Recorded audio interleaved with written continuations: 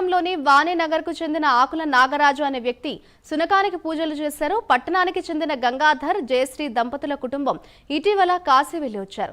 కాలభైరవుని ప్రతిరూపంగా ఉన్న సునకానికి పూజలు నిర్వహించడం ఆనవాయితీ. ప్రతి ఏటా కాశీ దర్శన అనంతరం ఆనవాయితీ ప్రకారం కాలభైరవ పూజలు నిర్వహిస్తున్నట్లు తెలిపారు. సునకానికి స్నానం చేయించి బొట్టు పెట్టి పూలు పెట్టి పూజలు నిర్వహించారు.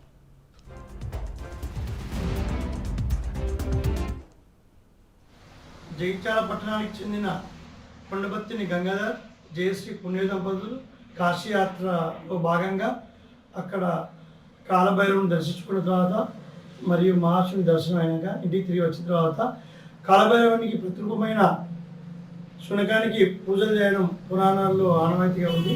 పురాణాలు చెప్తున్నాయి. వారు కూడా మా ఇంటికి వచ్చి ఈ శునకానికి పూజలు చేశారు.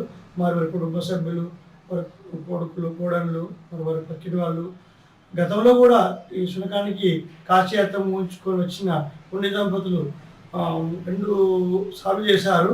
ఇప్పటికి దాదాపు 10 మంది దంపతులు పూజలు చేశారు. నేను చాలా సంతోషంగా భావిస్తూ మరియు ఈ విషయం తెలియజేస్తే సంతోషంగా ఉంది.